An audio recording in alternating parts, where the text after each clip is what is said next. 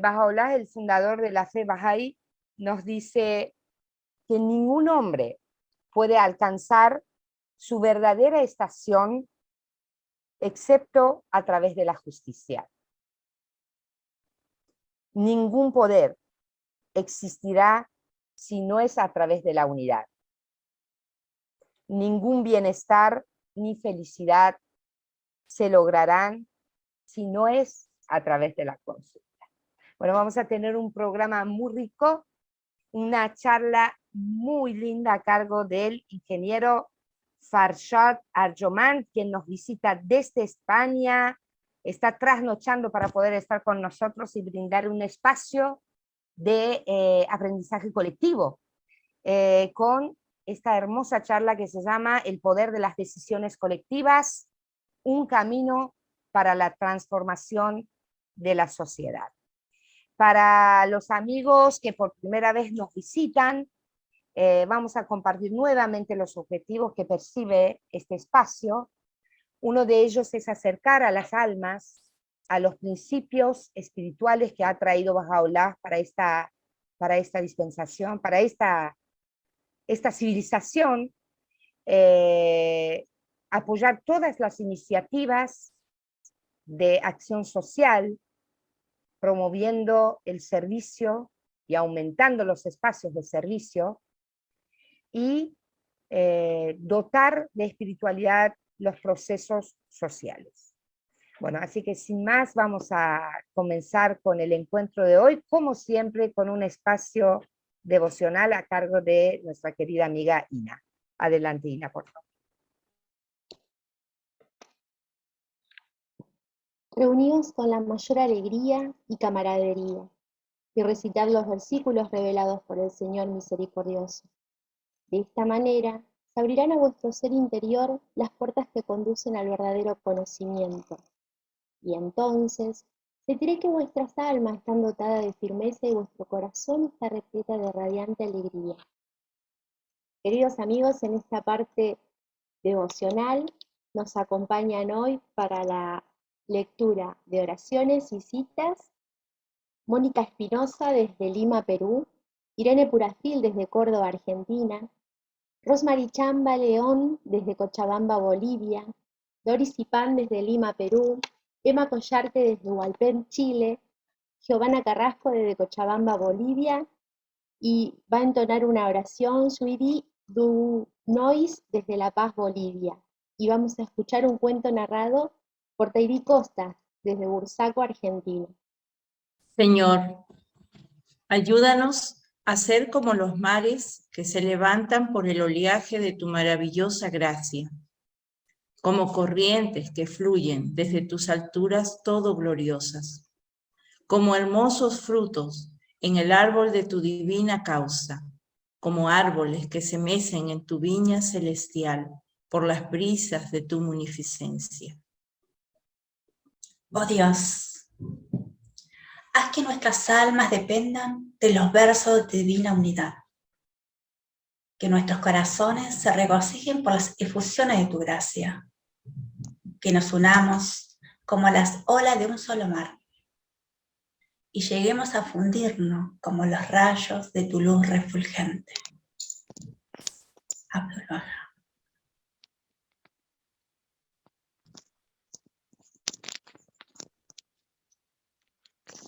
Consultad juntos en todos los asuntos, por cuanto la consulta es la lámpara de guía que abre camino y es lo que confiere entendimiento. Bahá'u'lláh.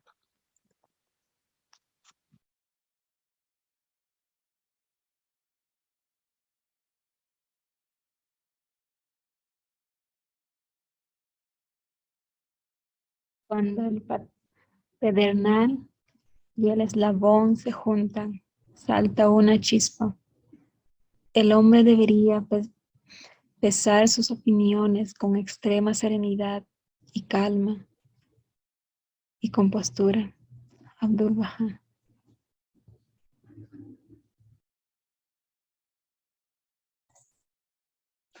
Antes de expresar sus propias opiniones, debería considerar cuidadosamente las opiniones ya presentadas por otros. Si encuentra que una opinión presentada anteriormente es más veraz y meritoria, debería aceptarla inmediatamente y no aferrarse obcecadamente a su propia opinión. Mediante este excelente método, se esfuerza para llegar a la unidad y la verdad. Abdul Baha.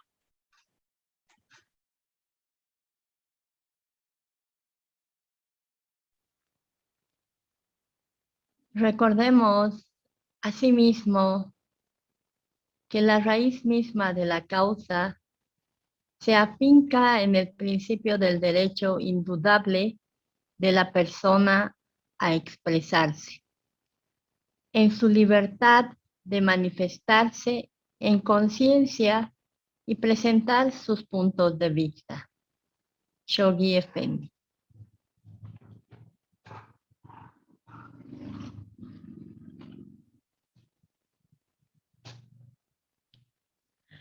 Tú eres mi lámpara y mi luz está en ti. Tú eres mi lámpara y mi luz está en ti. Obtén de ella su resplendor y no busques a nadie sino a mí,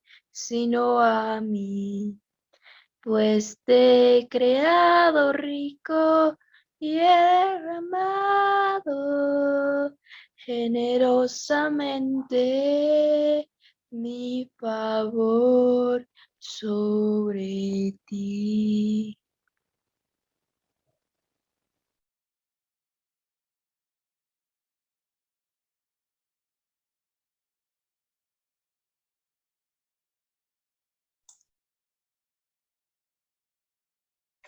Buenas tardes. Bueno, el cuento de hoy es el poder de la fe. Vamos a ver si se trata de eso. Había dos hombres que vivían en un pueblo muy pequeño, uno al lado del otro. Uno era muy rico y el otro era muy pobre. Uno vivía como en un palacio y el otro vivía en una choza. El hombre pobre se la pasaba rezando y pidiéndole a Dios de todo. Y el hombre rico se la pasaba escuchando todos los rezos y estaba enfurecido.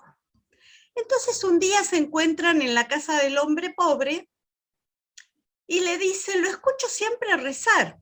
Sí, dice el hombre pobre, yo rezo todos los días y le estoy pidiendo a Dios 100 monedas de oro.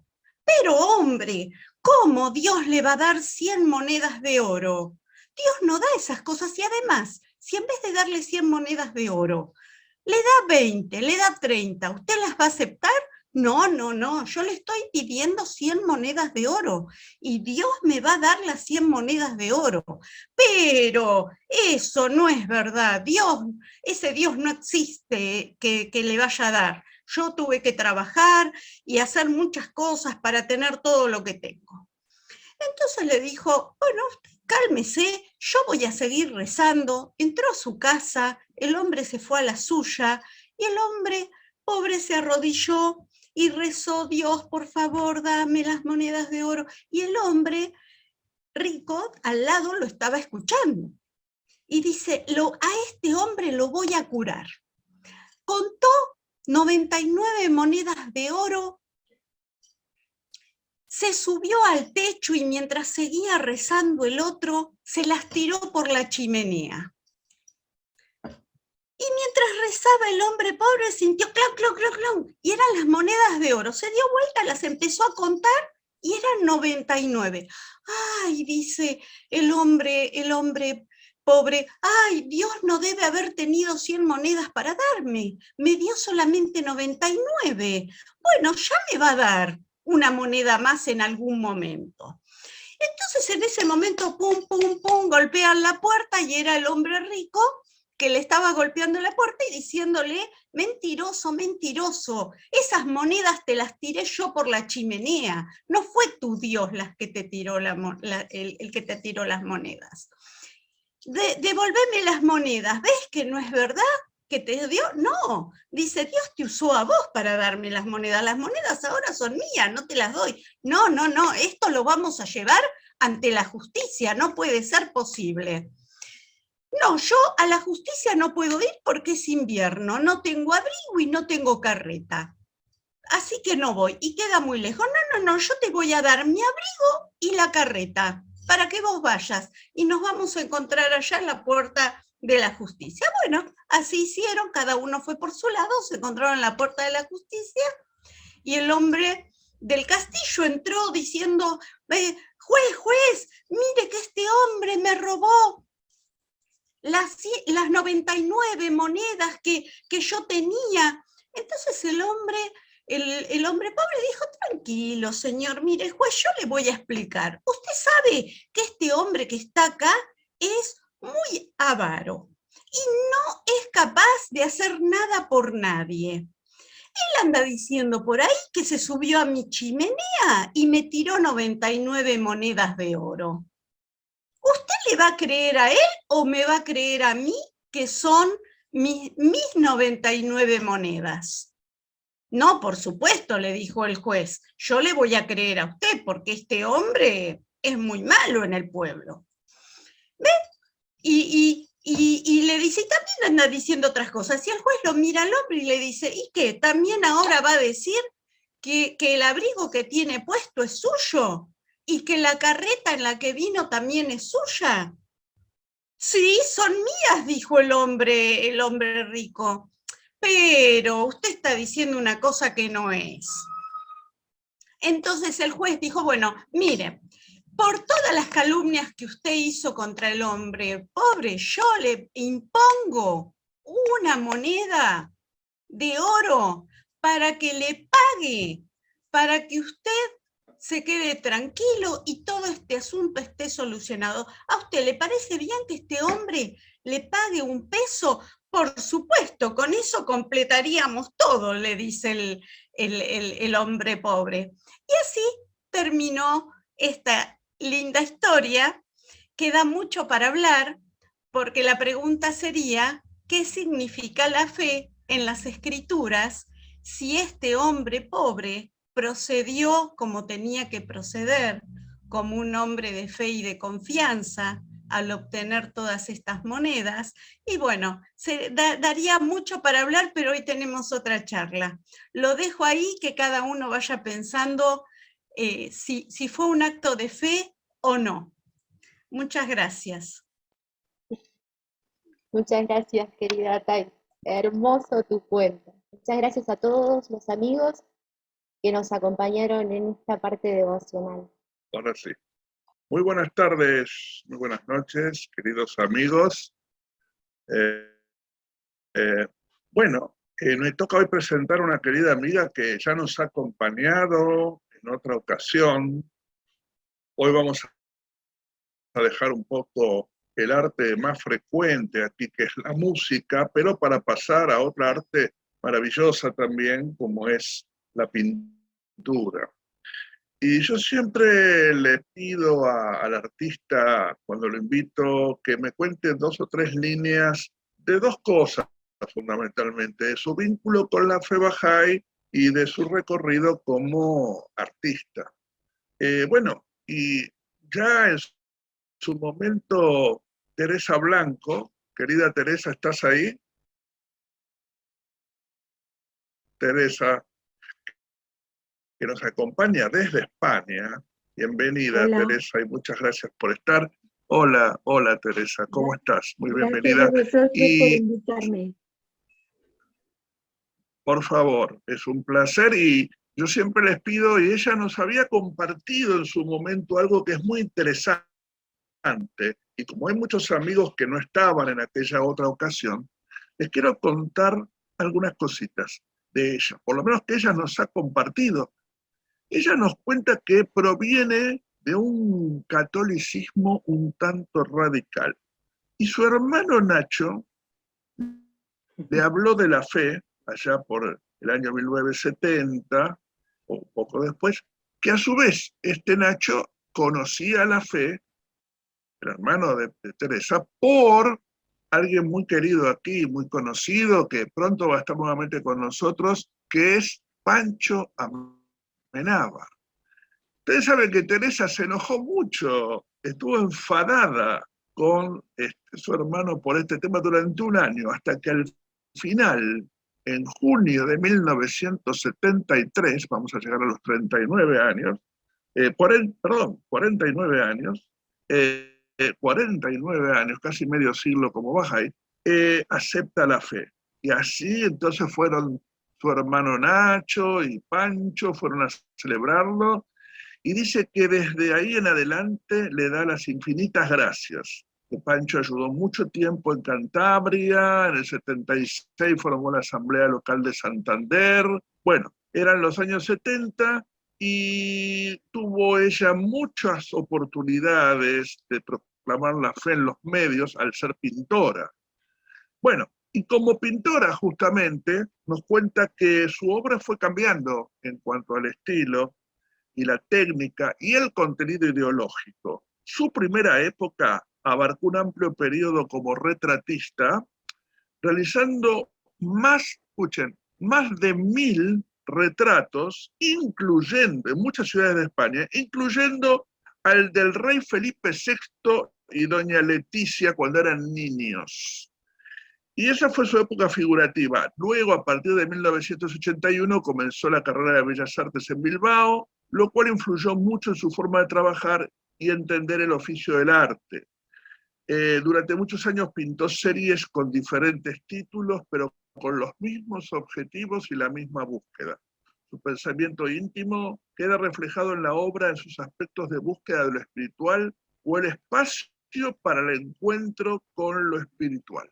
Y vaya si el trabajo de Teresa tiene mucho que ver con lo espiritual, porque hoy nos trae algo maravilloso, Teresa. Teresa, ¿querés contarnos qué nos traes hoy a la reunión? Sí, encantada. Bueno, me propuso la Asamblea Nacional con motivo del año de conmemoración del fallecimiento de Abdul Bahá, que hacer una exposición sobre temas de la vida de Abdul Bahá. Entonces, justo coincidió con el año de la pandemia, la preparación. Fue todo el año 20 y parte del 21 he estado haciendo cuadros referentes a encuentros de Abdul Bahá con personalidades importantes en su viaje a Estados Unidos, en su viaje a Europa y bueno, y algunas escenas de su vida en Haifa y en Acá. Entonces, he hecho 19 cuadros, 2 de ellos un tamaño muy grande, que son como cuando los colocamos en las exposiciones que estamos haciendo de los cuadros aquí en España, en diferentes ciudades, pues suelo colocar uno de ellos como recibiéndonos, porque es una figura de Abdul Bahá como mirándonos de frente, y el otro ya cuando al final de la exposición como diciendo seguidme, de espaldas, diciéndonos seguidme, ¿no? Venid conmigo. Y bueno, pues hemos empezado en Valladolid, se ha estrenado la primera exposición, que es donde está ahora. Luego tenemos previsto llevarlo a un pueblo de Ávila, que es un sitio muy cultural y muy turístico, y luego poco a poco pues se van apuntando diferentes ciudades para hacer la exposición itinerante, y en esas estoy. Eso es lo que he hecho. He estado 9 meses trabajando. Sí. Claro, claro que sí, son 19 obras sobre el maestro, encuentros con el maestro. Y bueno, si te parece, le voy a pedir a Jalek que empecemos a verlos y nos vas comentando aquello que sea más relevante para compartir. Muy bien. Bueno, este que aparece en pantalla es la escena en la que nombran ser Abdul Bahá por los motivos que todos conocemos, de el gran servicio que prestó en la ciudad de Akka y de Haifa, sobre todo en la época del hambre de la guerra. Él tuvo la previsión de llenar las bodegas de trigo, habiéndolo sembrado primero, porque él tenía la visión de que podía ocurrir esta hambruna, y entonces solucionó este problema en todo su entorno.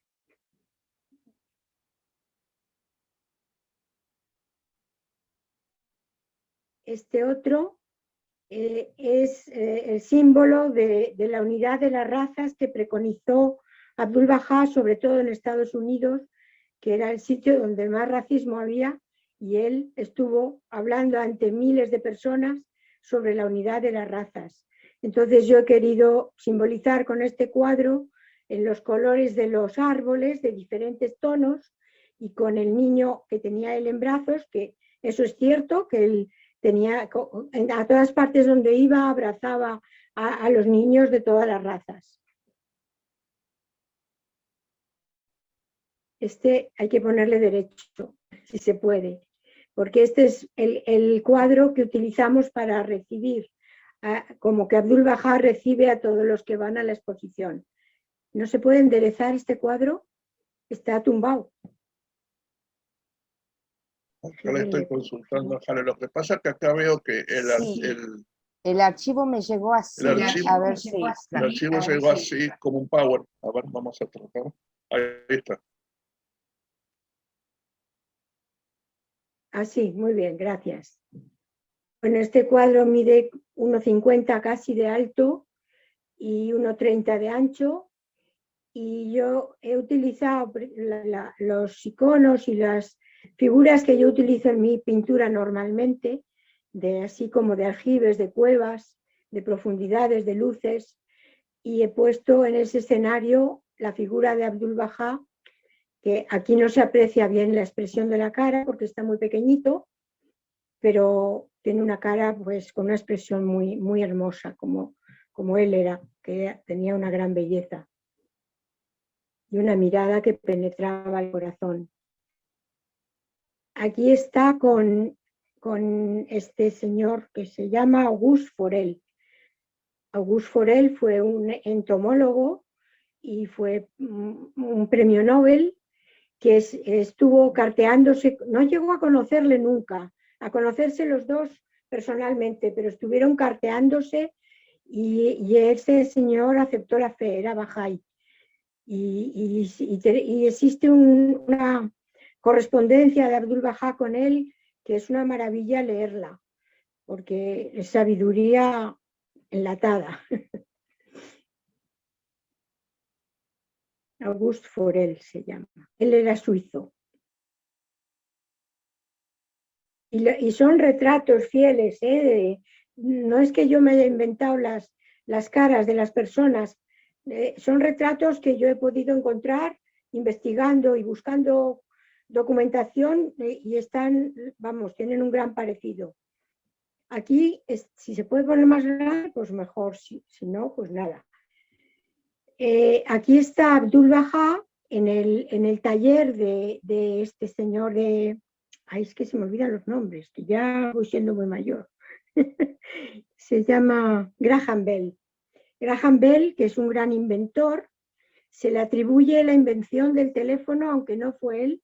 Él fue el que lo patentó, pero hubo otra persona, que ahora no me acuerdo de su nombre, italiano, que fue el que inventó el teléfono. Pero Graham Bell tiene un montonazo de inventos, y fue de una inteligencia pasmosa. Entonces, cuando Abdul Bahá estuvo en Estados Unidos, se reunió con él y estuvieron hablando de la ciencia. Supongo que Abdul Bahá le hablaría de la ciencia y la religión, y tuvieron bastantes encuentros.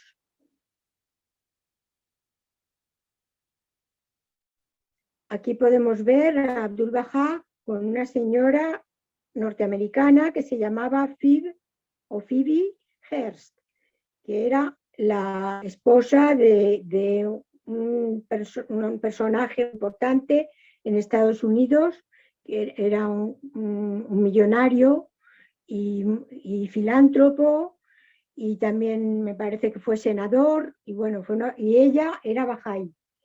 Lo que pasa es que, bueno, aceptó la fe enseguida y fue a Haifa a ver a Abdul Bahá. Esta señora creó muchas instituciones benéficas y sociales, y hoy en día todavía es muy famosa en Estados Unidos, en la zona de San Francisco y California. Este cuadro representa cuando Abdul Bahá iba en un carromato que tenían y iba a visitar las ruinas que todavía había. No se habían hecho la tumba del Bab, y estaba en Abdul Bahá, y vamos, con la intención de levantar la tumba del Bab. Y entonces por este paseo, iban hasta el Monte Carmelo en este carromato, que se ve muy pequeñito. Yo no sé vosotros en el ordenador si lo veréis más grande, pero como estoy con el móvil, lo veo muy pequeño. Aquí está Abdul Bahá en París con Henry Bergson, que fue otro premio Nobel y un gran filósofo, que le hizo preguntas a Abdul Bahá, y Abdul Bahá le contestó con una gran sabiduría, y este señor se quedó totalmente asombrado. Decía que nadie le había contestado sus preguntas de esta manera, de una manera tan sencilla y tan sabia. Esto es un paisaje del camino por el que recorría Abdul Bahá siempre que iba al Monte Carmelo. Aquí está de regreso del Monte Carmelo, que venía en un borriquillo, acompañado de uno de los amigos. Y aquí está en la cima del monte, o bueno, en la cima no sé, pero donde estaban las ruinas que luego se han convertido en el santuario del Bab. Y él está allí pues meditando, o bueno, no sé, pensando. Este también hay que enderezarlo. Eso es. Y aquí está emitiendo recomendaciones al Comité de la Conferencia de la Paz de La Haya, que le pidieron que diera la visión Bahá'í de la paz, y él les escribió varias cartas. Era el Comité con la Conferencia de Paz de La Haya. Este es el cuadro que solemos poner al final de las exposiciones, que os decía que es como que dice venid y seguirme, ¿no? Al final se ven las murallas de Aca, de San Juan de Acre, y se aparece un poquito la cúpula de una mezquita y de una iglesia, porque era el camino que él recorría para ir a Aca. Todos estos cuadros están sacados de fotos reales, ¿eh? Teresa, realmente buenísimo. Aparte, tu obra documenta momentos clave de la vida del maestro Abdul Bahá, y nos hace viajar un poco a través de la historia, tanto en Palestina como en Europa o en Estados Unidos. Así que es maravilloso. Abran sus micrófonos para darle un fuerte aplauso a esta querida artista que ha compartido su obra reciente. Así que muchas gracias. Gracias. Excelente. Lucio, ¿puedo Bueno, decir ahora estáis ignorante por España, pero también puede ir por todos los países. Y hay... Abrí tu micrófono. No, Jale, por favor, vos querías decir algo. Perdón, porque yo cerré los micrófonos y Lucio seguía hablando, dije, abrí tu micrófono. Dos cositas, Teresa, muchas gracias, nos hiciste viajar hermosamente a través de esas pinturas que son bien representativas y dicen por sí solas. En una de las imágenes está Abdul Bahá arriba de un burro con un paraguas, ¿no es cierto? Y un acompañante. Dicen que era una burra, puede ser, y se llamaba Noz. Entonces era muy querida por Abdu'l-Bahá, y ese animal quería muchísimo a Abdu'l-Bahá.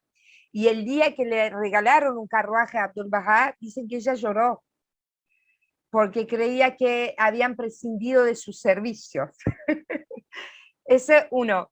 Y después la cúpula que a lo lejos vos pintaste, que es una cúpula verde, que es la mezquita que está en Acá, allí dictaron la sentencia de Bahá'u'lláh para que vaya a la cárcel, a la más grande prisión.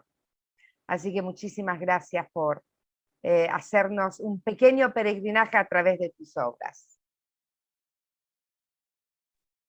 Y una cosa interesante, así de estos comentarios que nos fue inspirando a ver todo esto, cuando está la cúpula o la cima, o tal vez no la cima, pero en ese punto del Monte Carmelo, donde está decidiendo hacer allí el santuario, ustedes saben que ahí abajo hay cisternas fenicias. O sea, de los antiguos fenicios hay 2 cisternas, y vacías obviamente. En la que está un poco más arriba, porque van siguiendo el desnivel del monte, está su santidad del Bab, y en la que está un poquito más abajo, hacia el mar, está el maestro. Bueno, Teresa, muchísimas gracias, realmente maravilloso. Te estaremos volviendo a convocar de acá a un tiempo, siempre queremos contar con tu arte, así que gracias otra vez, y bueno, pasamos a lo que sigue, que es la charla, el evento central de hoy, así que adelante, querido Darío. Muchísimas gracias, muy buenas noches a todos. Bueno, hermosa toda esta primera parte, entre la parte devocional, el cuento que escuchamos, y este viaje a través de esta artista que nos está visitando hoy. Y hoy tenemos a un amigo que nos está visitando desde España. Estamos muy felices de tenerlo aquí nuevamente, y nos va a hablar de un tema muy importante: el poder de las decisiones colectivas. Parecería ser que hasta ahora la humanidad, solo unos pocos deciden por todos los demás. Y tenemos la firme convicción de que en la próxima etapa de la humanidad que estamos transitando, poco a poco, cada ser humano en este mundo va a ser parte de las decisiones colectivas. Tenemos esa visión, y es por eso que creemos que todos, cada uno de los que estamos aquí presentes en nuestras ciudades, cada vez que hay que tomar decisiones, la opinión de cada uno es importante, la visión de cada uno suma. Y para todo esto, tenemos hoy en la sala al ingeniero Farshad Arjoman, que está aquí con nosotros. Creo que algunos de ustedes ya lo conocen, y los que no, les voy a hacer una breve reseña.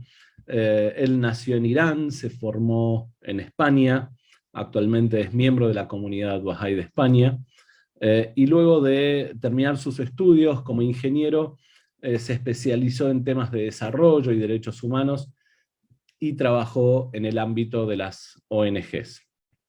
Durante 6 años fue responsable de la parte de relaciones externas de la comunidad Bahá'í de España, y luego trabajó durante más de 20 años en una empresa privada. Él también trabajó como consultor, como formador de organizaciones, coach directivo y de equipos.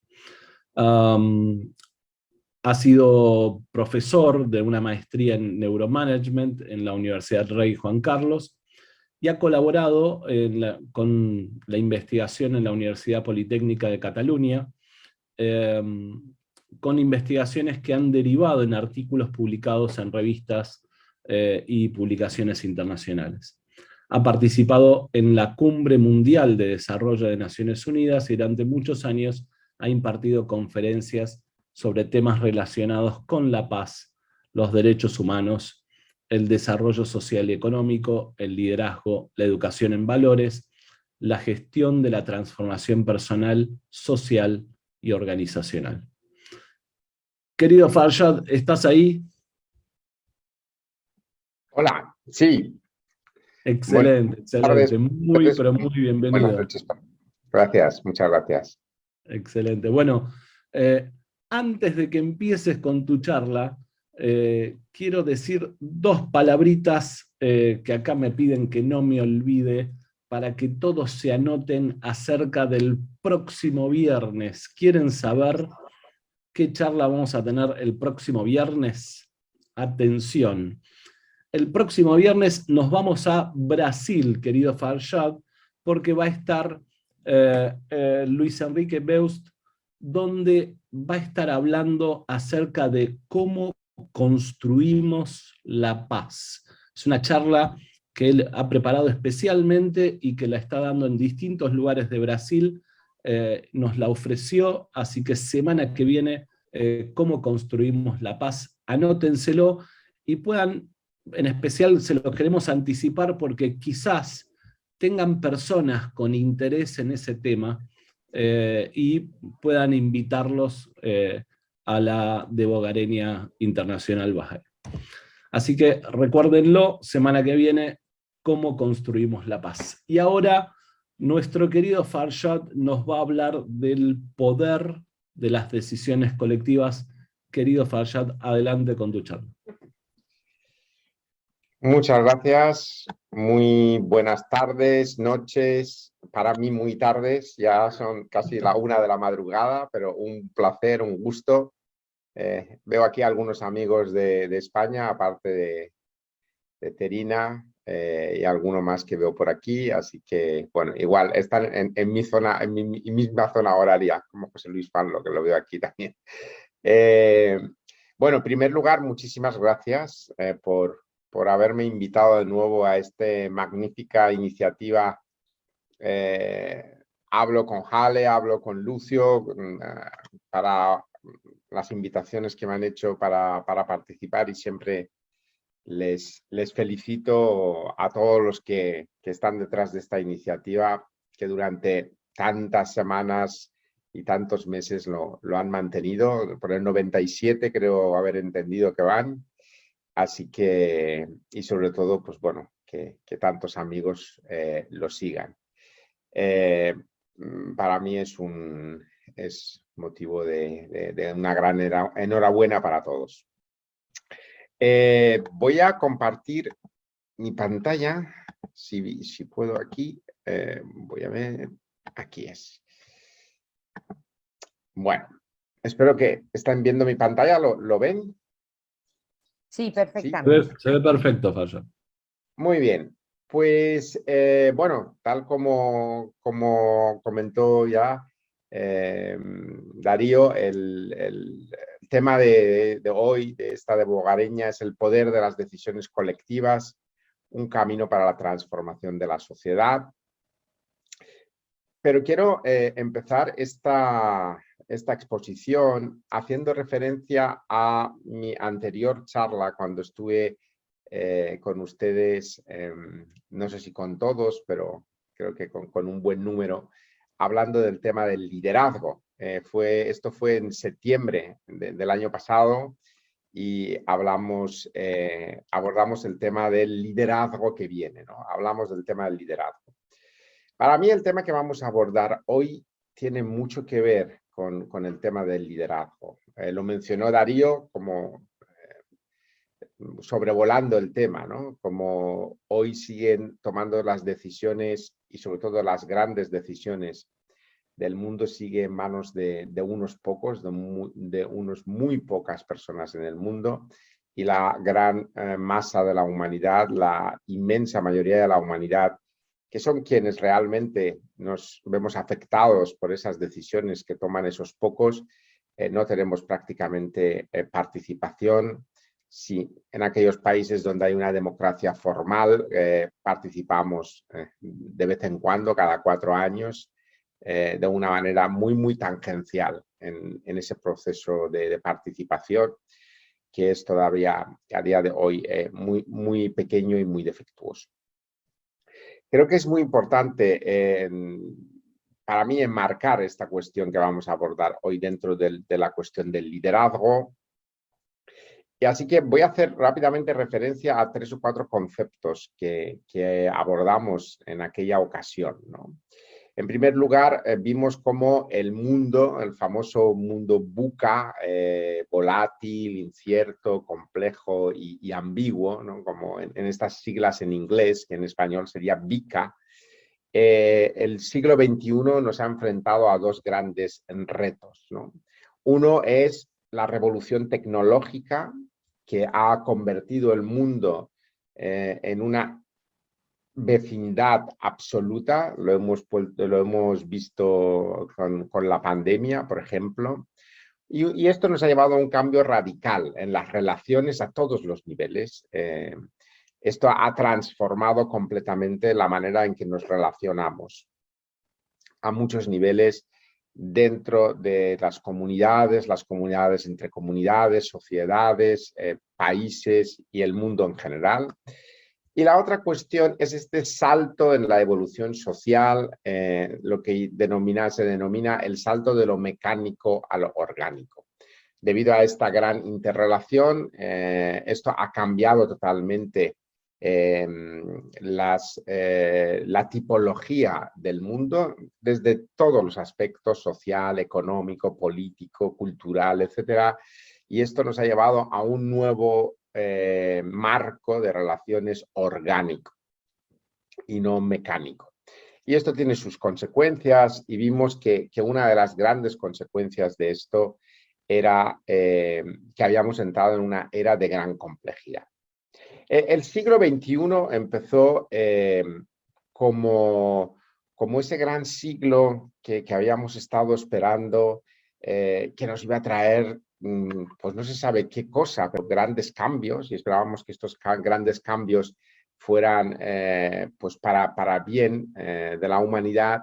Y nada más empezar el siglo XXI, empezó pues una primera gran crisis con los atentados de Nueva York, el 2001, el 11 de septiembre de 2001. Llevábamos pues 9 meses que habíamos inaugurado el nuevo siglo y el nuevo milenio, y empezamos con una serie de atentados terroristas en Europa, en España en 2004, las famosas sucesos que se denominó de Atocha, que estaban implicados pues diferentes estaciones de trenes. Ustedes ya conocen esta luctuosa historia. Justo al año siguiente pasó algo parecido, pero con autobuses en Londres. Esto pues creó una gran amenaza, la amenaza del terrorismo internacional. En 2008 empezó una gran crisis económica y financiera que ya tiene su propio nombre. El del 29 pues se conoce como la Gran Recesión, y el del 2008 ya ha sido también bautizado con su propio nombre, que es la gran crisis financiera, fue la Gran Depresión, la del 29, y esa es la Gran Recesión, que duró prácticamente 10 años, dependiendo en diferentes lugares del mundo, y casi estábamos saliendo de esa crisis económica y financiera que tuvo grandes consecuencias, que entramos en una nueva crisis, esta vez de salud pública. 2019 empieza el coronavirus, los primeros brotes de coronavirus en China, y el 2020, pues como todos sabemos, se confinó prácticamente toda la Tierra durante muchos meses, y luego hemos visto todas las consecuencias que ha tenido esta crisis.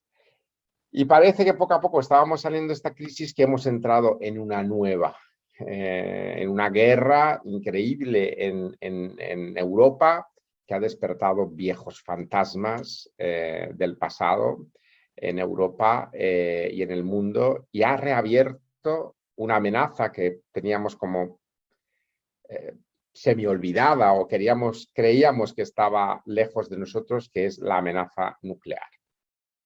En fin, que estamos ante un gran catálogo de amenazas, crisis y desafíos de todo tipo. A esto lo podemos añadir los desafíos climáticos, los que están afectando a la salud emocional de muchísima gente en el mundo, etcétera, etcétera, etcétera. Y una de las consecuencias o una de las conclusiones que podemos sacar de todas estas crisis recurrentes que estamos viviendo es la falta del liderazgo. Hay muchas voces ya acreditadas y no tan acreditadas, o sea, las personas de a pie, ¿no? Los ciudadanos percibimos esta falta de liderazgo porque los líderes, en primer lugar los políticos, luego los que dirigen las instituciones económicas, financieras, sociales, etcétera, no son capaces de dar respuesta a estos desafíos. No son capaces de dar respuesta a estos desafíos y por eso saltamos de crisis en crisis y estas crisis cada vez se acercan más, cada vez son más recurrentes, es como un péndulo que se va moviendo. Antes las crisis, pues de una a otra, a lo mejor pasaba 30 años o 40 años, luego cada 10 años y ahora prácticamente estamos viendo ciclos de 1 año, 2 años, que entramos en grandes crisis y esta falta de liderazgo se hace cada vez más evidente. Estamos ante una nueva era, por mucho que algunos no quieran reconocerlo y sigan planteándose la resolución o la afrontar estos retos desde una perspectiva, vamos a decir, antigua o del antiguo orden, o lo que llamaríamos el viejo orden, ¿no? O la era industrial. Hay mucha gente que sigue todavía anclado en esa mentalidad, pero es evidente que estamos ante una nueva era por aquellas cuestiones que antes he mencionado de estos dos grandes retos que nos ha traído el siglo XXI, que luego nos ha sumido en estas crisis.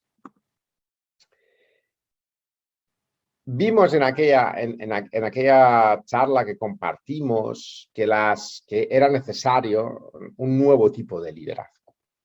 Era necesario un nuevo tipo de liderazgo, una nueva forma de abordar estos desafíos y hablamos de 3 grandes competencias que debía tener el nuevo líder de esta nueva era o los nuevos líderes. El primero que vimos de la mano de diferentes investigaciones científicas, pero también de la mano especialmente de lo que Baha'u'lláh nos explica que debe ser el papel de un líder, que es el de tener la capacidad de identificar las verdaderas necesidades de cada momento. Es lo que podemos llamar como la capacidad de leer la realidad. Una de las cosas que estamos viendo hoy día es que los líderes no son capaces de leer la realidad en su sentido más profundo y más amplio. Y siguen aplicando parches y siguen aplicando fórmulas para salir del paso, pero no tienen esa capacidad o demuestran no tener esa capacidad, no es porque digamos que no lo están haciendo, sino que con sus hechos demuestran que esta capacidad no la tienen de leer la realidad como debe leerse. La segunda gran capacidad o competencia que debe tener el líder de esta nueva era es estar focalizado en la búsqueda, una vez se ha leído la realidad y se ha identificado las verdaderas necesidades de ese momento, ¿no? Hay que ser capaces de focalizarse en la búsqueda de soluciones y medios para cubrir esas necesidades. En definitiva, el saber responder a lo que requiere esa realidad que ha sido identificada y actuar en consecuencia. Hoy día vemos que a veces se responde simplemente a un nivel, vamos a decir, teórico, pero no hay una actuación en concordancia, o simplemente se actúa sin haber leído la realidad de una manera adecuada. Y finalmente, como consecuencia de esta nueva era de complejidad, el nuevo líder tiene que ser capaz de gestionar esa complejidad. Aquí hay un error, de nuevo pone responder y actuar, debe poner autogestionarse. Debemos ir a modelos donde haya una autogestión, porque la complejidad, y hablamos de lo importante que era entender que estamos en una era donde lo orgánico prevalece sobre lo mecánico, es decir, tenemos que ver el mundo como un ser vivo. Por tanto, dentro de los organismos vivos hay muchísimas interacciones y hay una gran complejidad y no hay una linealidad a la hora de abordar respuesta, es decir, lo que entra y lo que sale del sistema. Hay que saber manejar esa complejidad, y la única manera de manejar esa complejidad es a través de la autogestión, como hacen los cuerpos vivos, los cuerpos que están en desarrollo, o los sistemas vivos que están en desarrollo. Por tanto, el liderazgo que necesitamos es un nuevo tipo de liderazgo que va más allá del liderazgo que tenemos asumido, que es el liderazgo unipersonal o carismático. Vemos que ese tipo de liderazgo que he intentado dibujar con esa figura de ese líder que ordena y manda y dirige y los demás le siguen, queda difuminado, ya no es capaz de dar respuesta, porque la complejidad requiere que el liderazgo se haga de una manera colegiada, de una manera institucional. Es decir, ya no se puede dejar las riendas del futuro de nuestros países, de nuestros barrios, de nuestras ciudades, de nuestras comunidades, en manos de personas únicas.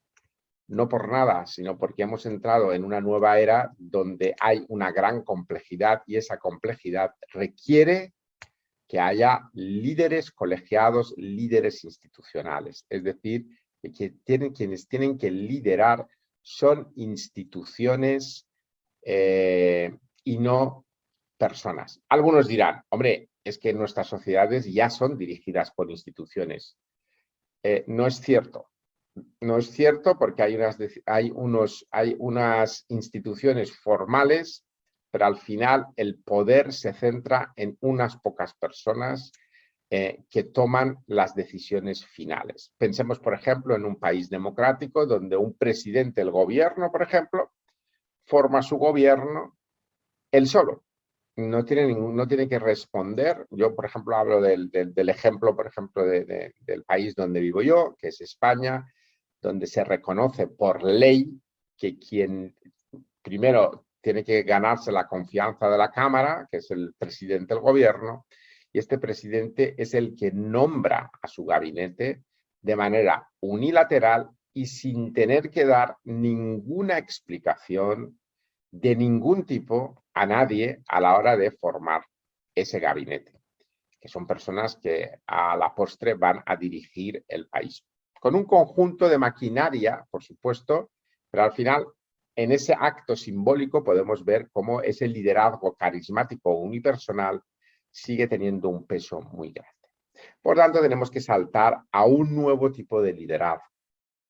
Pero cuidado, quiero aquí advertir sobre una cosa, porque aquí de lo que estamos hablando es un cambio radical, y radical me refiero de raíz, no me refiero a revolucionario, sino ni extremista, sino hay que ir a la raíz y hacer un cambio radical en el modelo. ¿Por qué digo esto? Porque hemos visto a lo largo de y esto fue otro tema que abordamos en la anterior charla, hemos visto que ha habido intentos de renovar versiones 2.0, 3.0, 4.0 de lo mismo, que al final son estructuras donde tenemos una cosmética o tenemos unos formalismos de unas formas más amables y más democráticas de gestionar el poder, pero que en definitiva, en el fondo de esas estructuras más amables, existe todavía el pensamiento de la jerarquización como forma de organización social. Por tanto, todas estas sucedáneos o revisiones o versiones más amables del sistema jerárquico prevaleciente o carismático no nos sirve, porque hemos visto una y otra vez que estas versiones más amables, estas versiones más adaptadas, se supone, a los retos que requiere en este momento dar respuesta a ellos, son versiones que al final fracasan porque en el fondo, en la raíz, siguen ancladas y siguen bebiendo de este principio jerárquico, cuya consecuencia al final es dirección y control, que son los dos grandes signos de la era industrial: dirigir y controlar. Dirigir y controlar hoy día no es un modelo que sea capaz de dar respuesta a la complejidad en la que estamos moviéndonos. Por tanto, necesitamos un nuevo modelo inédito y creativo de toma de decisiones. Porque si estamos diciendo que tenemos que ir de un modelo de liderazgo unipersonal a un modelo de liderazgo institucional, donde las instituciones, sin que haya ninguna jerarquía entre sus miembros, podrá haber jerarquía entre instituciones, pero dentro de esas propias instituciones no hay ninguna jerarquía, sino que hay una equidad entre todos los miembros que toman la decisión. Finalmente, la gran cuestión, la gran función que tenemos en la vida personal y colectiva, y en este caso de las instituciones que proponemos que tienen que dirigir, es cómo se toman decisiones. Una vez leí un cuento de un profesor una historia más que un cuento, de un profesor que le pregunta un día a sus alumnos que qué dos cosas había en la vida de las que no podríamos nunca escapar. Y la respuesta a esa pregunta es la muerte y la toma de decisiones. Son dos cosas de las que no podemos escapar. Algún día todos moriremos y siempre estamos tomando decisiones. De manera consciente o de manera inconsciente, pero siempre estamos tomando decisiones. Y por tanto, la toma de decisiones es un proceso importante en todo este cambio que proponemos, que es pasar de un liderazgo unipersonal y carismático a un liderazgo colegiado. Y esto no es un proceso fácil. No es un proceso fácil. La toma de decisiones de un conjunto de personas que se van a sentar a liderar a su comunidad o a su sociedad o a su país o incluso al mundo, requiere de unos replanteamientos esenciales en el proceso de la toma de decisión para que lo que pretendemos sea, o el cambio que se pretende, sea realmente efectivo. Lo que necesitamos es en realidad desarrollar una nueva inteligencia colectiva para liderar colectivamente. Se habló hace muchos años, hace más de 100 años, se acuñó el término del cociente intelectual, ¿no? Lo que llaman los ingleses IQ, ¿no? El IQ, el cociente intelectual, que es la inteligencia de la persona. Luego, más tarde, en los años 90, Daniel Goleman acuñó el término de inteligencia emocional, diciendo que, bueno, que no era suficiente tener inteligencia racional, lógico-matemática, sino que si querías triunfar en la vida, deberías tener una inteligencia también emocional. Y lo que aquí propongo yo es que necesitamos también una inteligencia colectiva.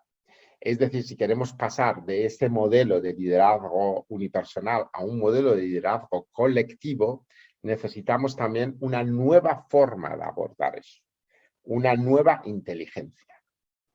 Dicho de otra manera, un colectivo es tan inteligente así como de efectivas son sus decisiones.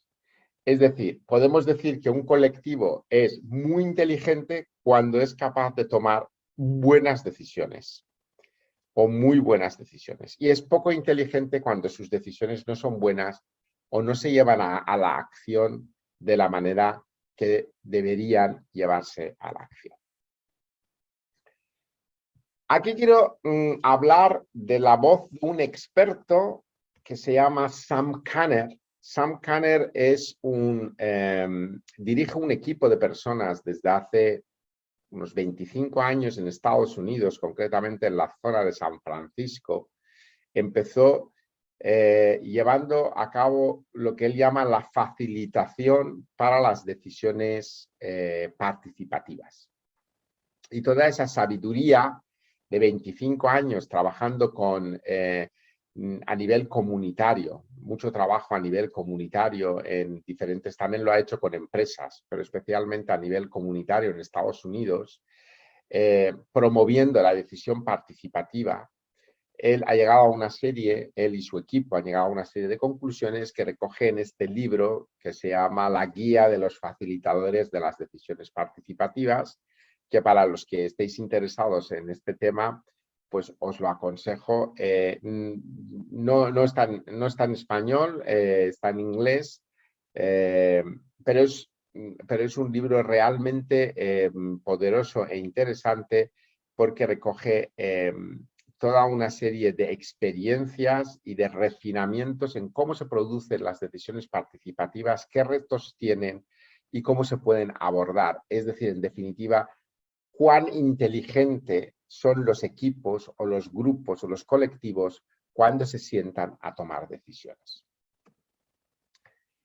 Siguiendo a Sam Kanner y algunos elementos más de diferentes lugares, yo he identificado 4 componentes de la inteligencia colectiva. Es decir, para tomar decisiones colectivas o decisiones participativas, hay 4 grandes áreas que tenemos que trabajar, ¿no? Tenemos que desarrollar. La primera es la plena participación. Y luego entraremos en cada uno de ellos con un poquito más de detalle. La plena participación es uno de los componentes esenciales para que las decisiones colectivas sean realmente efectivas y realmente nos lleven a donde queremos ir, que es a abordar este cambio de paradigma o a afrontar esa complejidad que desde el modelo del liderazgo prevaleciente de la era industrial, es decir, el liderazgo unipersonal, no somos capaces de hacerlo. El segundo es el entendimiento mutuo. Cuando un conjunto de personas se sientan a tomar decisiones de ese tipo, de ese calado, tiene que haber un entendimiento entre ellas. Luego veremos qué significa ese entendimiento.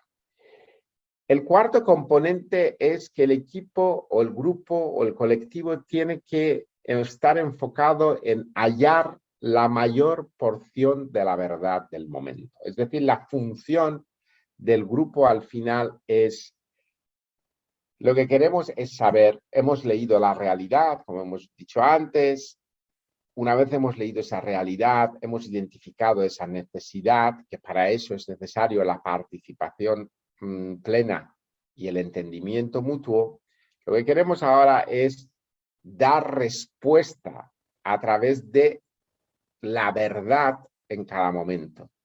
Y quiero insistir en esta idea de la verdad de cada momento porque su función no es hallar la verdad total o la verdad absoluta, porque sabemos que eso está fuera del alcance de la mente humana, sino que en ese momento, en esa circunstancia y bajo esa realidad, si el diagnóstico está bien hecho, este grupo se afana por buscar la verdad, no otra cosa, la verdad, según en ese momento están debatiendo o están consultando de esa cuestión en concreto. Y finalmente, no vamos a ningún sitio si solo nos sentamos a tomar decisiones y detrás de esas decisiones no hay acción. Y esta es una cuestión fundamental en la que el grupo tiene que comprometerse y responsabilizarse de que lo que se decide se lleva a cabo y posteriormente reflexionará y afinará y refinará y valorará esas decisiones, esos los resultados de esa acción y volverá a entrar en ese ciclo de una nueva decisión sobre la acción tomada y los resultados obtenidos. Vamos a entrar un poquito más en materia. Sobre la plena participación, ¿qué cosas, y no quiere decir que sean las únicas y las definitivas, pero desde lo que yo he podido recoger y desde mi experiencia como Bahá'í al participar en los procesos consultivos y oyendo también a expertos como Sam Kanner, la plena participación tiene algunos componentes importantes. Primero, las personas que toman parte de ese proceso consultivo, todas tienen que hablar y compartir lo que piensan, aunque estemos debatiendo todavía en un estadio en que las ideas están poco elaboradas. Muchas veces cuando un grupo de personas se sientan a debatir, algunas personas no rehuyen participar en ese proceso de consulta porque piensan que todavía las ideas no están lo suficientemente elaboradas. Y lo que hay que hacer es crear la dinámica de que aunque las ideas no estén lo suficientemente elaboradas, todos hablan y todos participan y comparten lo que piensan. Hay valentía para plantear las cuestiones incómodas y difíciles. Esto es una cuestión fundamental. Porque si no hay esa valentía de abordar las cuestiones incómodas y difíciles, no estamos creando el terreno o no estamos arando el terreno lo suficientemente como para poder llegar a hallar esa mayor porción de la verdad del momento de la que hablábamos. La tercera cuestión es, se busca la diversidad de opiniones y sentimientos. Esto es un ingrediente fundamental. No es un eslogan, no es una propaganda, no es una moda, porque ahora tenemos que ser políticamente correctos y darle también la voz a las minorías, a las mujeres, y etcétera, etcétera, sino porque realmente pensamos, realmente lo tenemos asumido, tenemos la convicción que es solo a partir de la diversidad donde surge la mayor porción de la verdad o de la luz. Cuanta más uniformidad, peor o menos efectivas o menos lúcidas van a ser las decisiones que va a tomar el colectivo. Por tanto, la diversidad se busca, se abraza y se promueve, tanto de opiniones como de sentimientos. Esto es muy importante. En cuanto al entendimiento mutuo, existe un esfuerzo constante por parte de los miembros de entenderse entre ellos y de tener unos propósitos claros y comunes. Es muy importante trabajar esta parte de la unidad de pensamiento y unidad de propósito, hacia dónde queremos ir. No nos sentamos solamente a tomar decisiones por tomar decisiones, sino que tenemos que tener un entendimiento entre todos de cuáles son esos objetivos para los que estamos consultando. Existe una fuerte cultura de empatía, de ver las cosas desde diferentes perspectivas. Cuando alguien realmente en un proceso consultivo o una minoría no ven algo, la mayoría, la tendencia tiene que ser a entender por qué esa minoría no lo ve. No en un sentido de convencerlos, sino realmente de tener, como hemos dicho, hemos hablado antes de la diversidad, sino de hacer un esfuerzo por entender ¿por qué esas personas no lo ven tan claro? ¿Qué es lo que se nos está escapando a los demás? Y que estas personas lo están sintiendo o lo están percibiendo. Por tanto, esa cultura de empatía real tiene que estar presente. Hay una preocupación constante por lograr un objetivo compartido. Esta preocupación está siempre presente, porque si no tenemos un objetivo compartido, al final no vamos a hallar esa mayor porción de la verdad en cada momento. Y como os podéis imaginar, la unidad del grupo es irrenunciable, es fundamental, es el lecho de roca sobre el que se construye este tipo de proceso de toma de decisiones colectiva o participativa.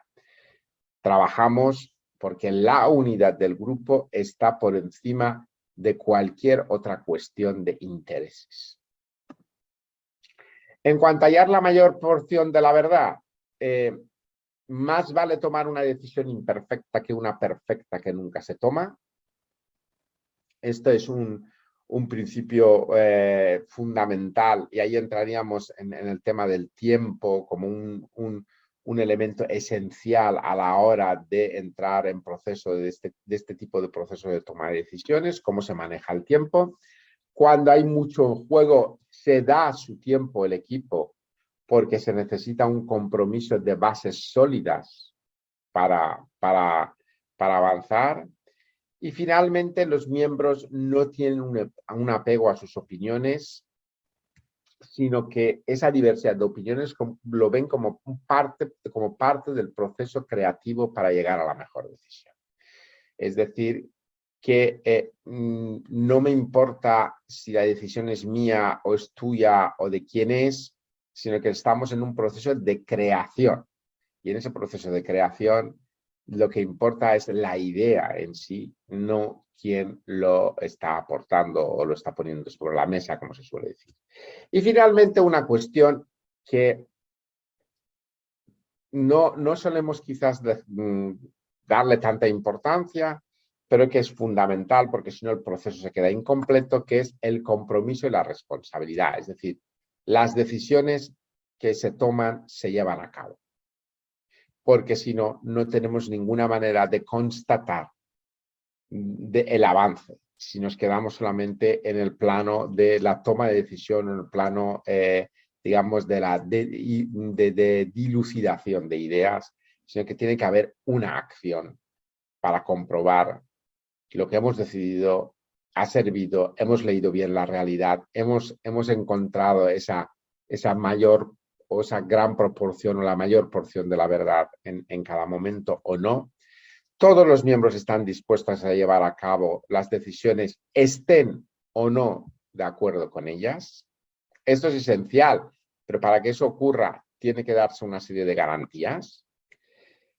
Todos se responsabilizan de las decisiones y sus consecuencias. La decisión es del colectivo y, por tanto, una vez se toma, ya no vale aquello de yo dije, tú dijiste, aquel dijo, sino que es el colectivo ha tomado la decisión, lo pone en marcha y luego vamos a ver cuán de efectiva ha sido la decisión que hemos tomado.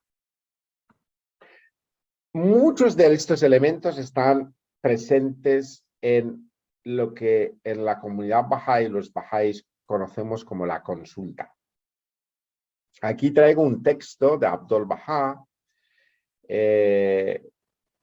Hay varios textos de Abdul Bahá bastante minuciosos sobre las cualidades de este proceso, tanto de las personas que forman parte como del proceso en sí mismo.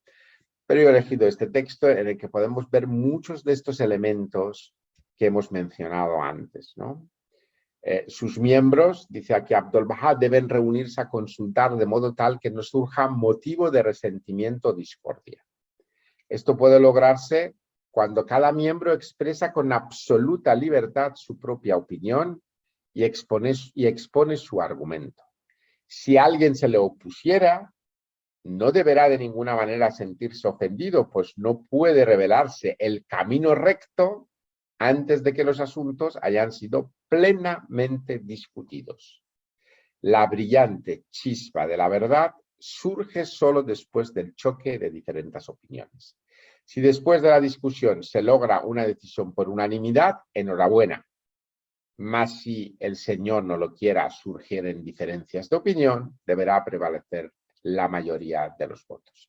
Bueno, no voy a entrar sería cuestión de entrar a desmenuzar este texto y hacer, digamos, encajarlo con esos 4 elementos que hemos visto, pero los 4 elementos están aquí presentes.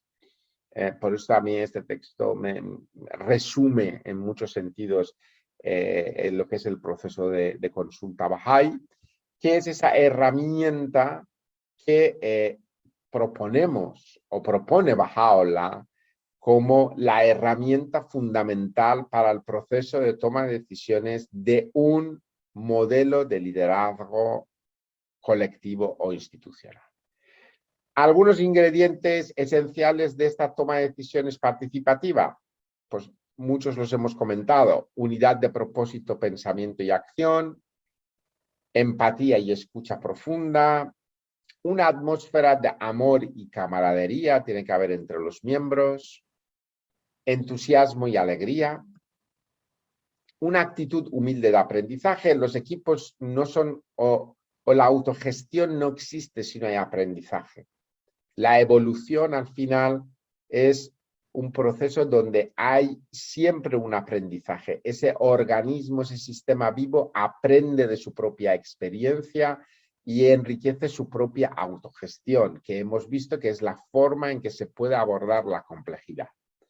Tiene que haber franqueza y transparencia, tiene que haber un entorno seguro donde las personas se sientan confortables, acogidas, donde no hay juicios, cada uno expresa sus opiniones con absoluta libertad, sintiéndose que no va a haber juicios, sino que simplemente va a haber una acogida de esa idea, que luego se consultará sobre ella.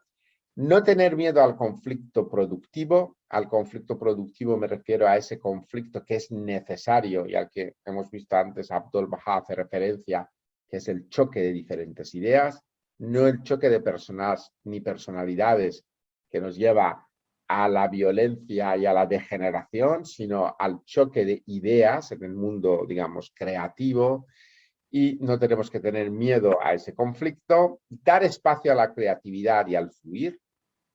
En este sentido, muchas veces cuando nos sentamos a consultar en la comunidad Bahá'í, empezamos con una oración o con un número de oraciones, porque abrimos ese espacio para que cosas que trascienden nuestras ideas que hemos traído a la reunión, puedan fluir otras cosas cuando diferentes ideas en ese momento chocan, en el buen sentido de la palabra, y hay una igualdad absoluta de voz y voto. Esto es fundamental para romper con esa idea jerárquica que sigue existiendo en muchos de estos modelos, vamos a decir, amables o reversionados del modelo jerárquico.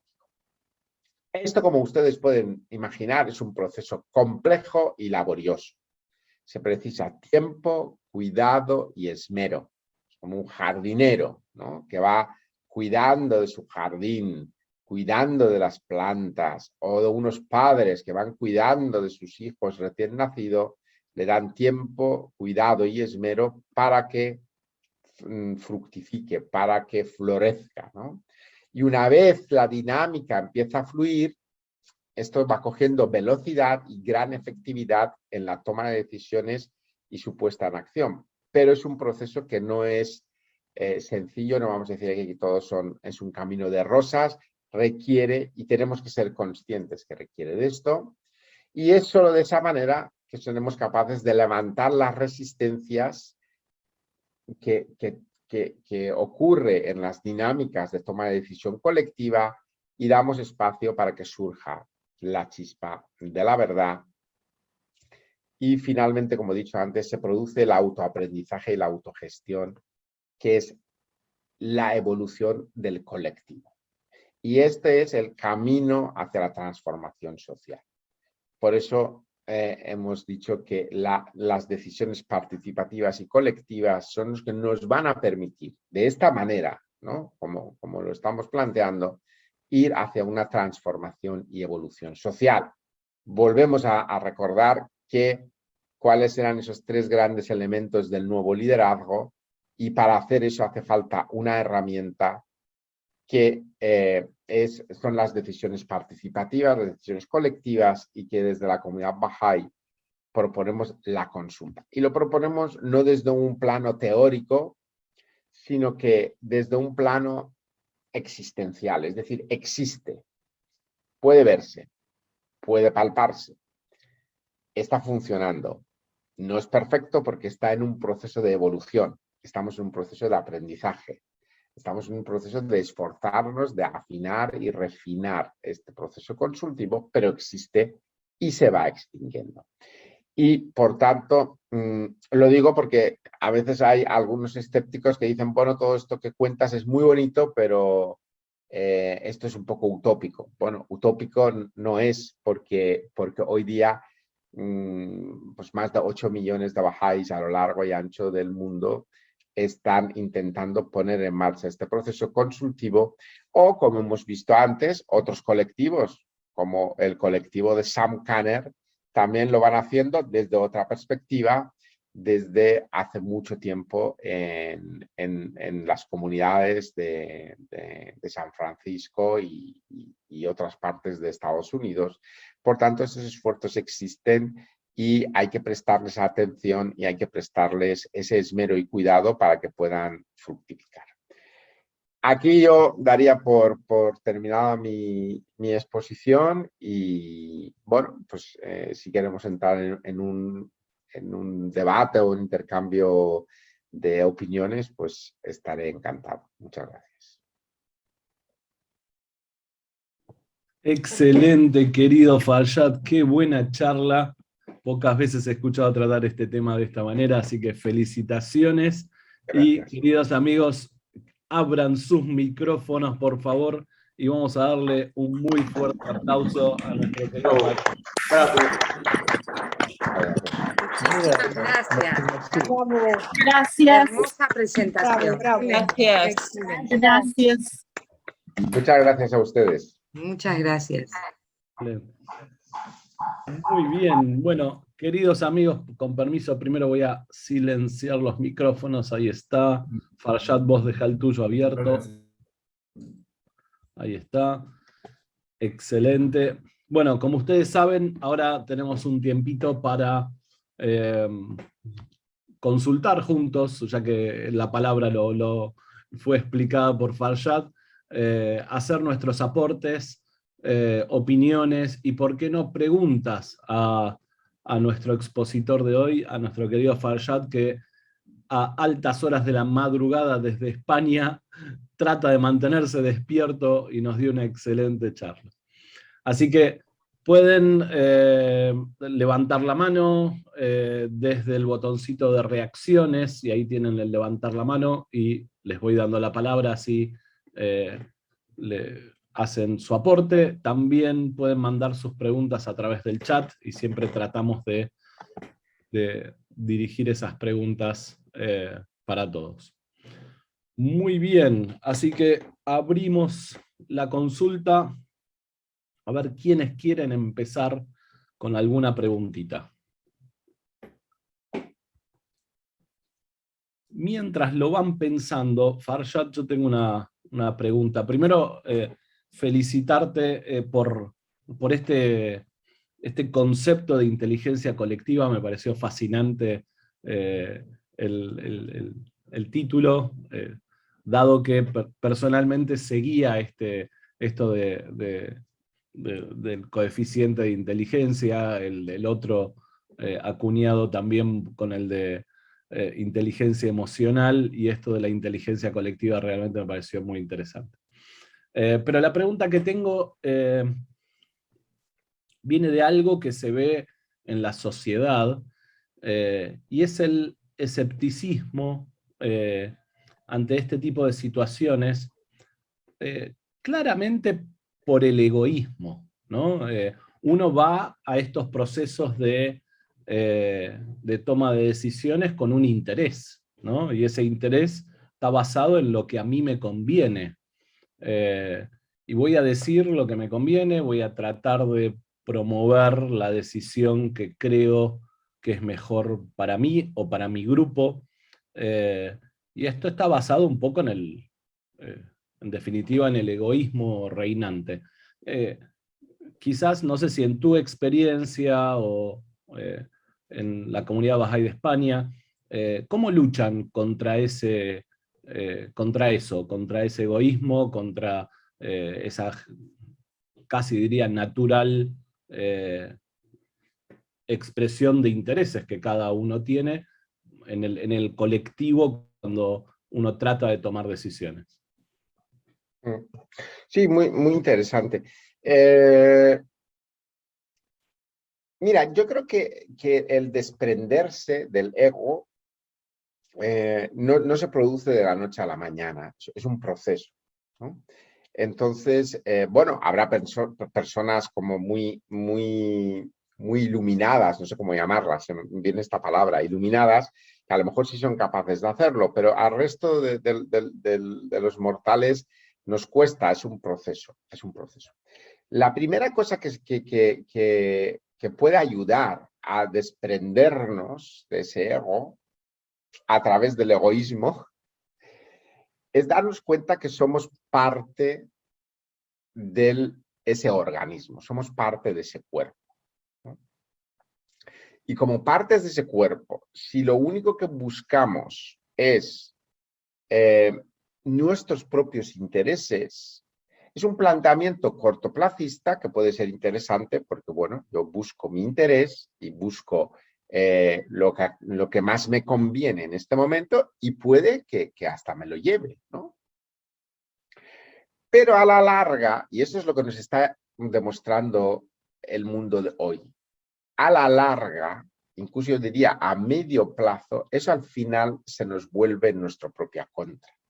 Porque lo que estamos haciendo es dañando con esa actitud al resto del cuerpo, y el resto del cuerpo cuando enferma nos devuelve a nosotros mismos como órganos partícipes de ese cuerpo de ese mal que hemos hecho.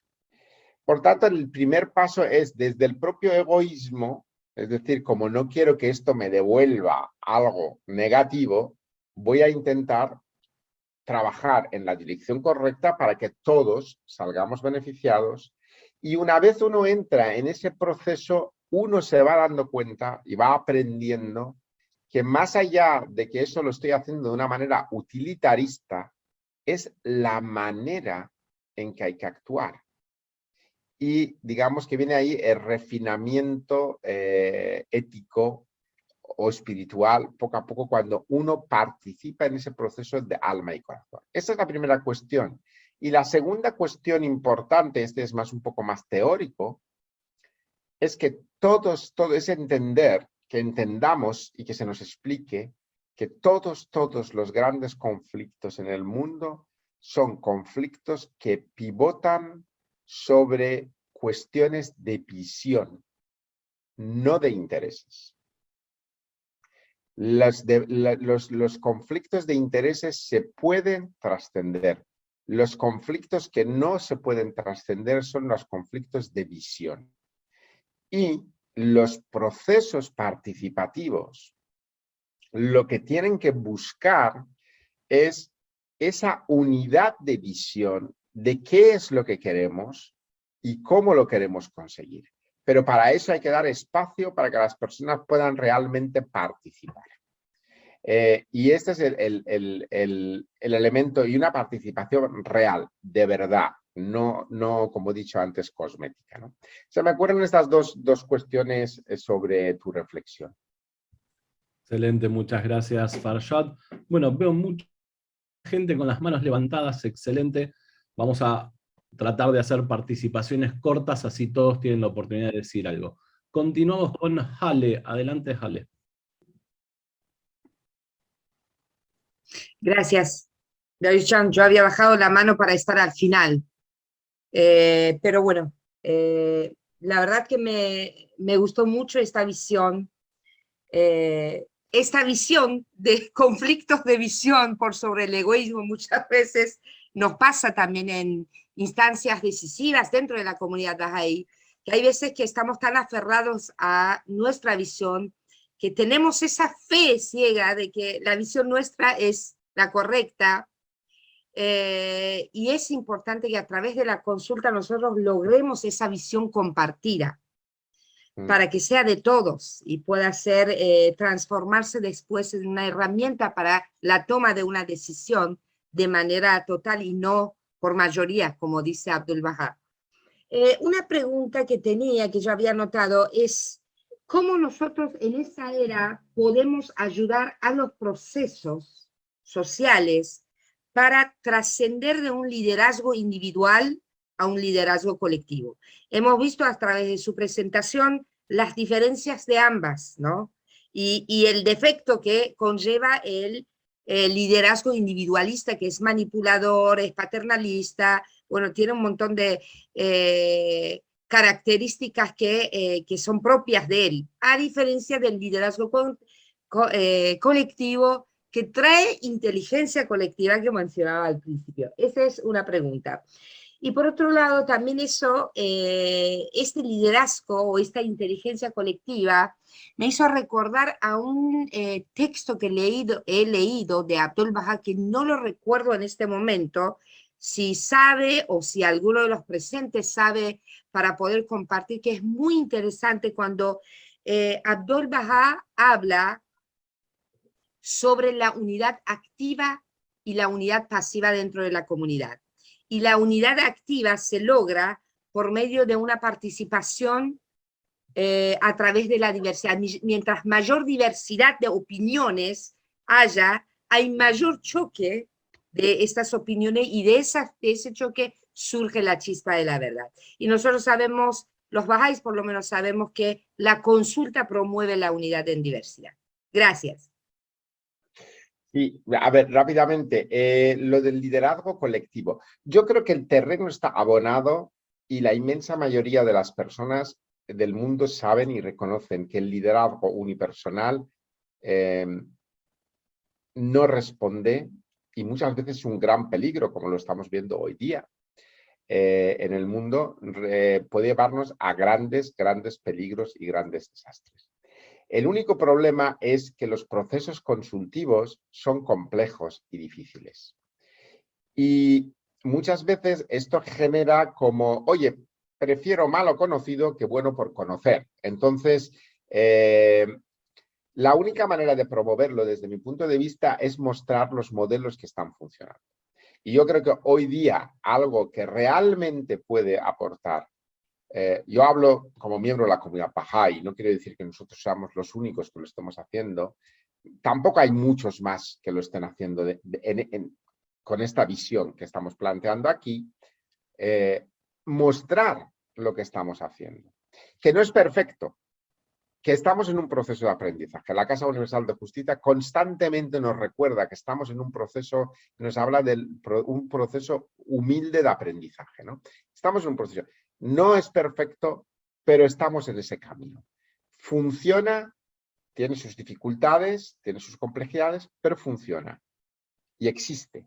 Y yo creo que esa es la mejor manera de poder convencer o promover de que es posible una forma diferente de gestionarse y autogestionarse y de autoliderarse.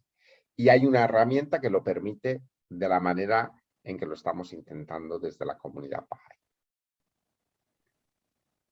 Gracias. Y lo de la unidad activa y pasiva, sí, esto es algo que se nos repite repetidas veces en los escritos bahá'ís, del derecho fundamental, no el derecho, perdón, el deber fundamental que tenemos cada individuo de participar de manera activa en los procesos de toma de decisiones. No es un derecho, además de un derecho es un deber.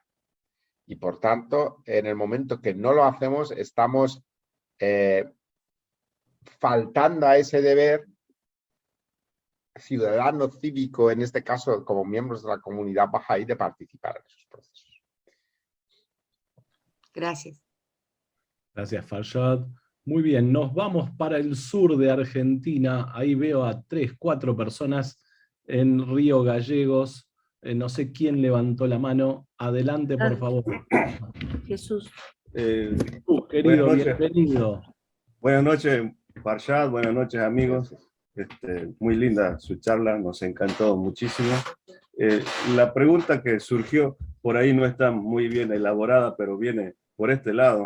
El poder, usted hablaba del poder que está concentrado en pocas manos hoy en día, y el colectivo, la toma de decisiones por colectivos, se sugiere que eso diluye un poco el poder que hoy permanece en pocas manos, por lo que beneficia a las poblaciones esa dilución del poder en pocas manos. Ahora, la pregunta viene por el lado, está implícito en su charla una potente descentralización del poder. Entonces, la pregunta vendría por el lado de que en ese paso evolutivo, porque es evolución pasar de una forma a la otra, ¿cómo querría la gente? ¿Qué es lo que la gente compraría más para asumirse a la idea esta de acogerse a esta nueva forma evolutiva, ¿no? ¿Por qué lo haría? Porque ¿cómo serían los pasos? ¿Cómo la gente podría comenzar a darse cuenta de la importancia de esa descentralización y de que no va a ser un caos? Porque el temor, la ventaja del poder en pocas manos aducen algunos, pero así es muy manejable. O sea, se toman rápido las decisiones y se pueden hacer las cosas de manera muy rápida. De la otra forma, todo el mundo hablando y participando, bueno, una serie de cosas.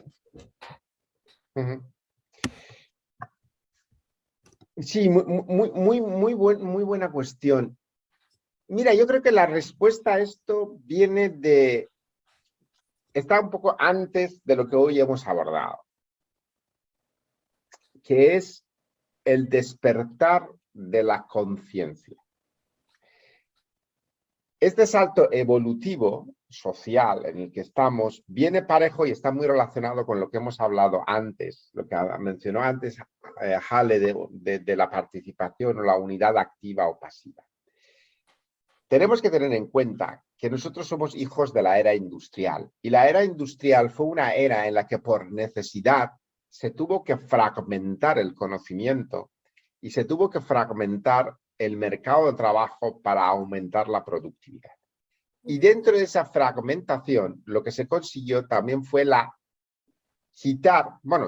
es que en aquel momento la gente tuviera mucho poder, pero se puso mucho acento en desempoderar en cierto sentido a las personas, en pos de empoderar por una eficiencia, como tú bien decías. Oye, es más fácil que decidan 3 que no decidan 3000, porque es mucho más difícil el proceso de toma de decisiones. Por tanto, que decidan estos 3 y ya los demás, pues vamos haciendo.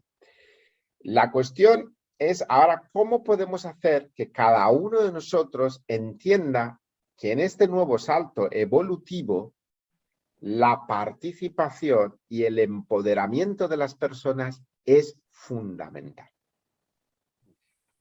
Y la tenencia y el querer coger estas riendas no es algo fácil, porque estamos acostumbrados a que las cosas pasen porque algunos toman unas decisiones y nosotros vamos a remolque de ello. El coger esto, el asumir el protagonismo y el asumir que el verdadero poder está en cada una de las personas, y las instituciones lo que van a hacer es encauzar ese poder de la manera ordenada, organizada, es un trabajo previo a todo este proceso, o paralelo, vamos a decir, no previo, paralelo. Previo quiere decir que no lo hemos abordado hoy. Y esto es una cuestión fundamental para que esa descentralización a la que tú haces referencia pueda tener lugar. En definitiva, que queramos participar, porque muchas veces no queremos participar, porque participar tiene un coste y no queremos ese coste en esa participación. Y en cuanto a la descentralización, solo un apunte. Desde mi punto de vista, el planteamiento de la Fe Bahá'í sobre la descentralización del poder es que tenemos que ir a un modelo donde va a haber una fuerte descentralización, pero en la que habrá elementos de centralización. Y esto es algo muy interesante porque también tiene que ver de nuevo con los organismos vivos, donde hay una fuerte descentralización, cada órgano hace su trabajo, pero también hay una centralización porque si no hay ese trabajo de coordinación, esos trabajos descentralizados que hace cada órgano no tendrían un sentido de conjunto y no darían lugar a la vida que producen cuando trabajan de una manera coordinada. Por tanto, tiene que haber fuerte descentralización con algunos elementos de centralización. Muchas gracias, Farshad. continuamos y vamos a... Tiene la mano levantada Galaxy A21S, que no sé su nombre, pero vamos a darle la palabra a ver quién es. ¿Estás ahí? A ver, vamos a encender el audio.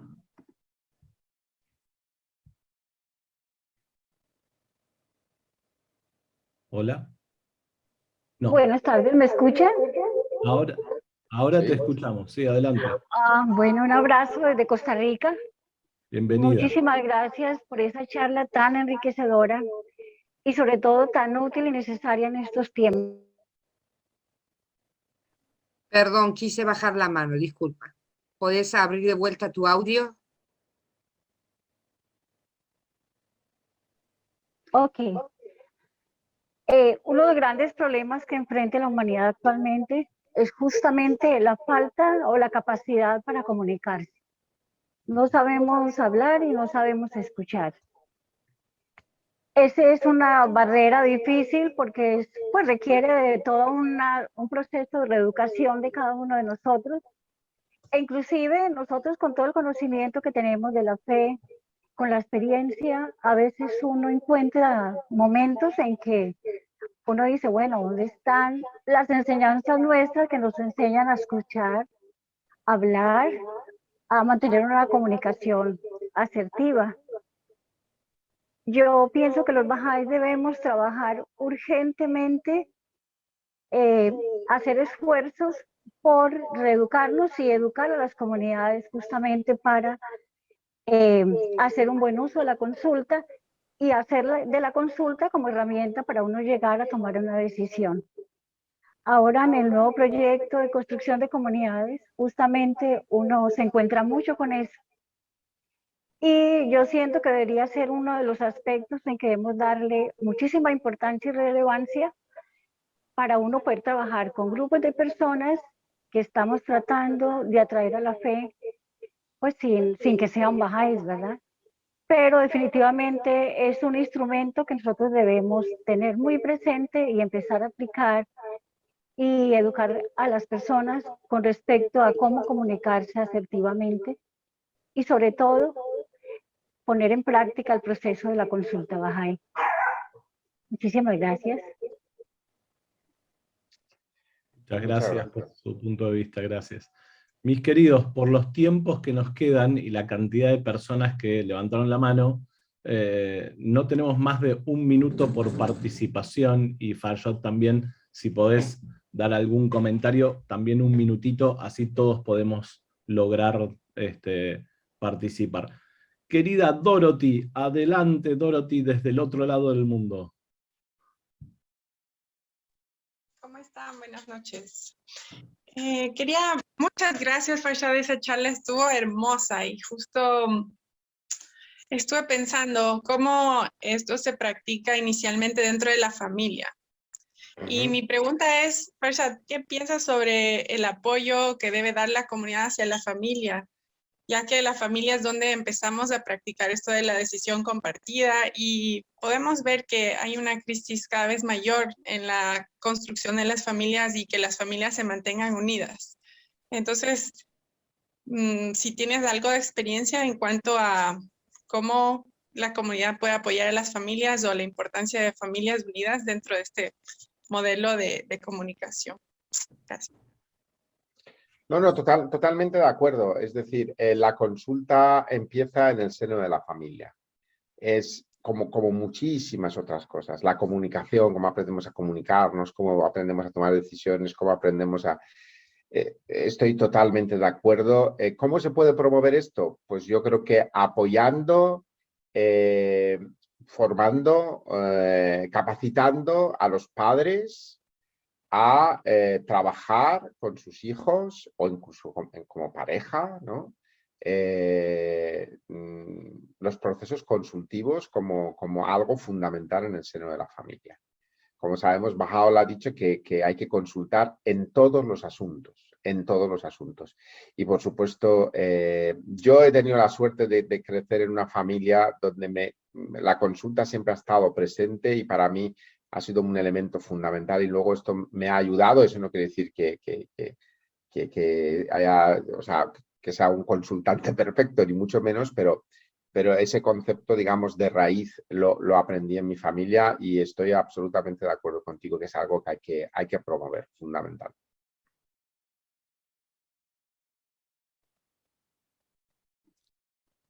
Muchas gracias. Continuamos con Lucio. Adelante, Lucio. Sí, no sé si quiere hablar primero Udava.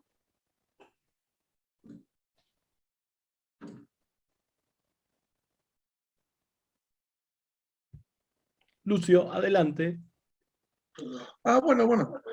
Bueno, ¿qué tal, Farshad? Muchísimas gracias. Muy claro.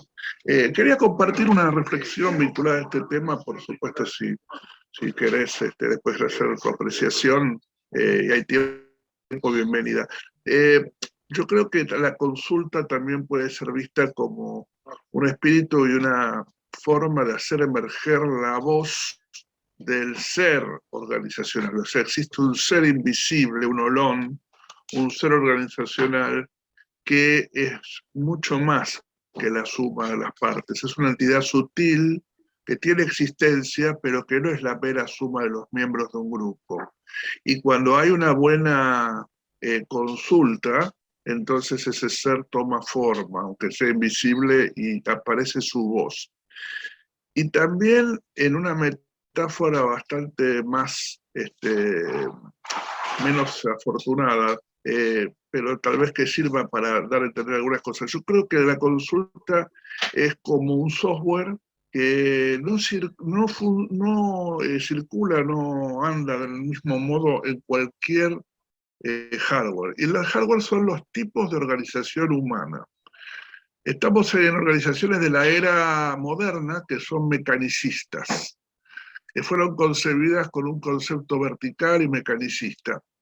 Y ahora estamos hablando de organizaciones de la era cuántica o más orgánicas, como decías, y necesitamos organizaciones donde la consulta se facilite. Y como dijiste en un momento, que es importantísima para que haya consulta, se pueden tener diferencias, pero se necesita unidad de visión. Acá hay una pregunta, leí también en el chat de María Elena Hattar, que dice, por ejemplo, en una empresa donde hay accionistas mayoritarios y otros que son minoritarios, ¿cómo puede funcionar la consulta? O en una empresa donde hay una visión que es el lucro, enorme lucro, no digo algo pequeño, una empresa pequeña, cooperativizada, pero una enorme búsqueda de lucro. Y otros van porque buscan el sustento o porque tienen vocación de trabajar en eso, pero no buscan ese lucro ilimitado. Va a ser muy difícil la unidad de visión. Lo mismo con las falsas democracias que tenemos.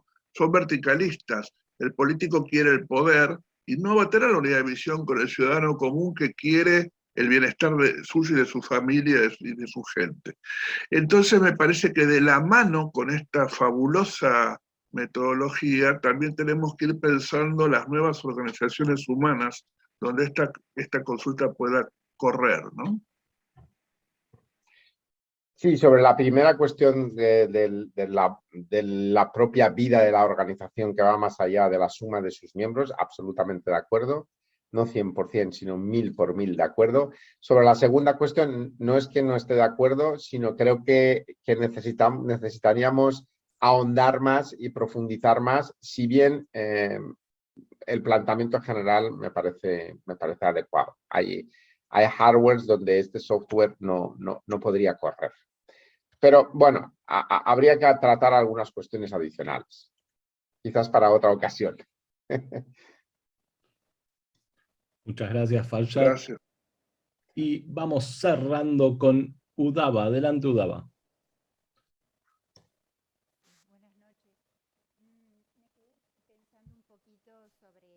Udava, se te escucha muy, pero muy bajito. A ver si le podés subir el volumen.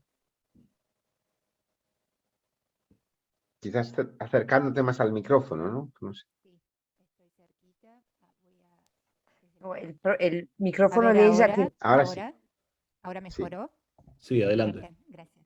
No, me quedé pensando darle una vuelta más al tema también de cómo lograr la participación y me pareció muy interesante, y lo voy a retomar desde ahí, el recorrido antes de llegar a la inteligencia colectiva, cuando usted partió de hablar de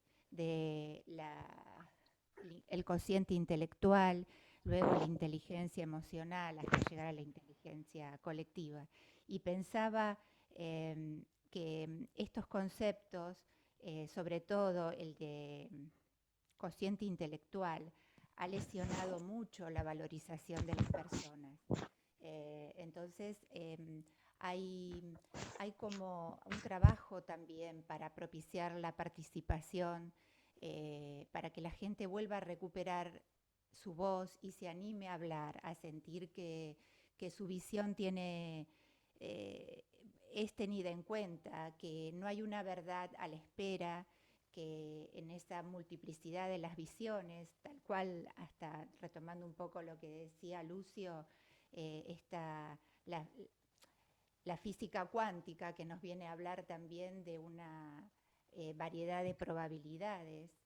Así habría una variabilidad de visiones. Eso me parece que es como un nuevo concepto que hay que empezar a invitar a las personas, porque retomando por ese lado se me ocurría que de esa forma la gente se puede empezar a sentirse como que su visión es importante también y está contribuyendo a ese organismo, y que no hay una sola verdad, una sola visión. Por eso lo mezclo con el concepto de física cuántica, de las probabilidades, a la espera de que se accione esa única verdad, que la unidad de visiones lleve a esa única verdad. Hay muchas verdades y, como usted dijo, Farsad, se van a comprobar en la medida de las acciones. Se va a ver si en un momento histórico, contextual, social, ese accionar que se llevó a cabo de esa visión generada en consulta fue viable para ese momento, ¿no? O sea, la acción va a definir luego si era una visión factible, ¿no? Y bueno, recuperar así el empoderamiento de las personas para que puedan participar. Eso me quedé un poco como pensando para compartir con ustedes, a ver qué opinaban. Sí, fundamental. Es decir, al final, al final para mí todo esto pivota sobre un principio esencial, que es el principio de la nobleza del ser humano. Si ese principio no está asumido, nuevamente estamos creando un chasis o una estructura, pero que no tiene espíritu. Entonces, y hay que trabajar ese concepto de la nobleza del ser humano y la necesidad de la participación de todos y cada uno en el proceso de construcción. Y esa es la vía de volver a dar o empoderar a las personas para que se sientan como sujetos que deben participar, sujetos activos que deben participar en ese proceso de toma de decisiones. Absolutamente fundamental. Estoy intentando ser telegráfico, querido Darío, porque sé que estás sufriendo con el tiempo, pero que son cuestiones de alto calado los que los amigos están poniendo sobre la mesa. Por supuesto, por supuesto. No estamos sufriendo, estamos disfrutando de esta participación, pues realmente tuvimos tiempo para que muchos participen. Participaron otros por el chat también, donde dieron opiniones muy lindas. Así que estamos muy, pero muy agradecidos. La verdad que nos quedamos pensando, ¿no? de varias cosas que has mencionado, este proceso casi diría yo histórico, ¿no? de cómo la inteligencia ha ido evolucionando, y ahora estamos también poniendo sobre la mesa el concepto de inteligencia colectiva, al que queremos alcanzar mediante esta consulta y el proceso de toma de decisiones, Dios mediante, unánime. Así que muchos conceptos muy interesantes que has compartido hoy, y te quería pedir un minuto final donde digas algunas palabras de cierre, algunos conceptos que quieras transmitir después de este intercambio entre todos. No, básicamente cierre, no, simplemente decir que creo que este es un una aportación muy, muy sustancial, importante, significativa que puede hacer la comunidad Bahá'í a los procesos de construcción de sociedad, y que pasa no solamente de que nosotros lo presentemos, sino que hagamos un esfuerzo por mejorar nuestros propios procesos consultivos internos en ese proceso de aprendizaje al que hice referencia. Por tanto, me autoinvito e invito a todos los amigos presentes a que trabajemos en esa dirección y que vayamos mejorando y perfeccionando en lo que ya estamos embarcados, y los que no lo estén, pues invitarlos a que se embarquen también con nosotros, y como una solución o como una herramienta potente, práctica, porque el mundo quiere cosas prácticas, que ofrecer y poner al alcance de las comunidades que están trabajando en esa dirección, ¿no? Que están con ese hardware, parafraseando a Lucio, que ya está preparado para coger este software. Excelente. Bueno, muchísimas gracias, querido Farshad. Queridos amigos, una vez más vamos a abrir nuestros micrófonos y darle un muy fuerte aplauso a Farshad y agradecerle por esta maravilloso, realmente maravilloso. Muchísimas gracias. Clarísimo. Muy bueno. Gracias. Excelente. Un fuerte abrazo para todos. Igual Gracias. manera. Muy buenas noches, Igualmente. muchísimas gracias. Buenas noches. Vamos despidiendo. Recuerden que la semana que viene, ¿Cómo construimos la paz? Por Luis Enrique Beus desde Brasil. Gracias a todos. Buenas Muy noches. Buenas noches a todos. Gracias. Gracias. Chao, Lucio. Chao, Se decide. Muchas gracias por la invitación. Gracias. Chao, Alexion. Abrazo, Irak. Abrazos. Igualmente, abrazo. Chao, Dariushon. Chao, Soraya. todos.